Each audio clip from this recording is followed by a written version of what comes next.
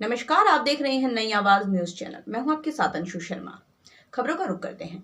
रुड़की के कान्हापुर गांव में विवाहिता की संदिग्ध परिस्थितियों में मौत हो जाने से हड़कंप मच गया।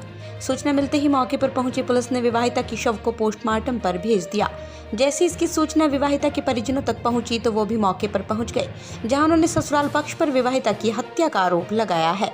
फिलहाल पुलिस पोस्टमार्टम रिपोर्ट आने का इंतजार कर रही है।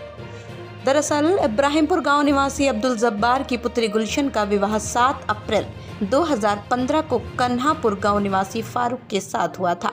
जब्बार का आरोप है उसने शादी में ठीक ठाक दान दहेज दिया था, लेकिन उसके बावजूद भी गुलशन का पति फारूक और उसके ससुराल वाले शादी के बाद भी लगातार दहेज की मांग करते रहे, जिसे उसने पूरा भी किया। हालांकि उन्होंने बताया कई बार गुलशन के पति की उन्होंने आर्थिक मदद भी की, लेकिन उसके बावजूद भी फारूक गुलशन के साथ छोटी छोटी बात पर मारपीट गाली गलौज करने लगा, जिससे गुलशन बेहद मानसिक तनाव से गुजर रही थी। उसने इसकी जानकारी कई बार उन्हें भी दी, लेकिन गुलशन के ससुराल वाले उसे बात बात पर प्रताड़ित करते रहे।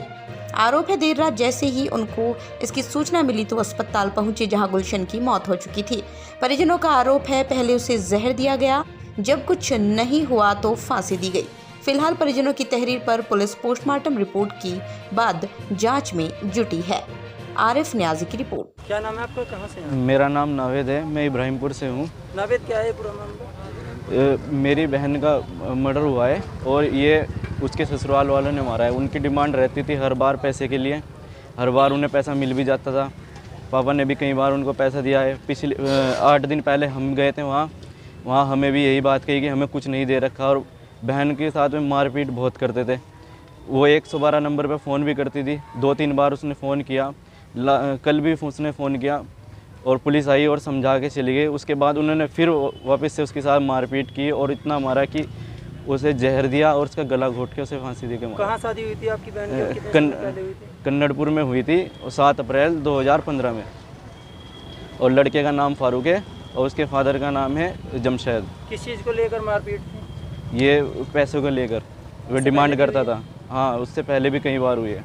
उसे पैसे भी दिए हैं, एक बार पंचायत में भी पैसे दिए थे उसे, सबके सामने। इससे पहले आप लोगों ने? नहीं, तहरीर नहीं दी थी, लेकिन पंचायत वगैरह हुई है, गांव वालों के सामने बात हुई है। क्या नाम है आपका और कहाँ से हैं? मेरा नाम जब्बार है जी, मैं इब्राहिमपुर देह का रहने वाला हूँ। जब्बार जी, क्या है पूरा मामला? मेरी लड़की कान्हापुर भी आई थी, जमशेद फारूक के लड़के का नाम जमशेद के यहाँ। और वो जो लड़की मेरी वहाँ भी आई थी, वो साहब जो है ना, जब से लड़की गई उसे मार पीट रहा, परेशान कर रहा। लड़की के बच्चे नहीं हैं, लड़की को 8-9 साल लड़की को शादी को हो गया। वो पिट्टा करता, मारा करता, वो पैसे की डिमांड कर रहा था। लड़का डॉक्टर है, वो डॉक्टर वैसे डिग्री उसके पास है नहीं। वो कभी कहता कि मुझे डिग्री लेनी, मुझे पैसे दो। कभी 1 लाख रुपए लेगा मेरे से, कभी 50,000 लेगा और मैं दे दूँ था। कभी वहाँ लोग बाग एक बार इकट्ठे हुए, मैं वहीं पंचायत में गाँव वाले बैठे थे उनके सामने, तब भी पैसे दिए उसा, भाई चलो तू परेशान मत करी सा। और फिर भी जो है ना मारपीट कर रहा था।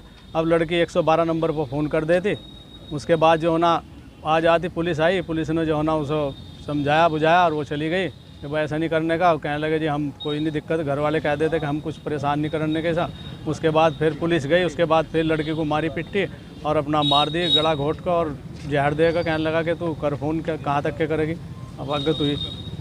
इससे पहले में जो मारपीट हुई है तो क्या किसी तरह की कोई पुलिस कंप्लेंट आपके द्वारा कराई गई? लड़की ने 112 पर फ़ोन करा जी कई बार। लड़की ना पुलिस आई और वो उन्होंने जो है ना समझा के वो चले जाए। 2-4 दिन वो कहते हम कुछ नहीं कहने के, और वो कुछ नहीं कहते। उसके बाद फिर अब लड़के को मारना पीटना शुरू कर देते। अब प्रशासन से क्या मांग करते हैं? प्रशासन से यही मांग कर रहे हैं जी, इसमें कड़ी से कड़ी कार्रवाई हो। जेल जाने चाहिए। मैं सारे पूरा परिवार छित्ता था मिलकर, वो चाह रहे थे कि किसी तरह या तो तंग होकर भाग जाए या मार दे सर। अगर लड़की बच्चे नहीं है, दूसरी औरत के उसमें जो है ना मारी गई परेशान कर। तो ये थी अभी तक की छोटी बड़ी खबरें। ऐसी ही खबरों से जुड़े रहने के लिए लगातार देखते रहिए नई आवाज न्यूज चैनल। नमस्कार।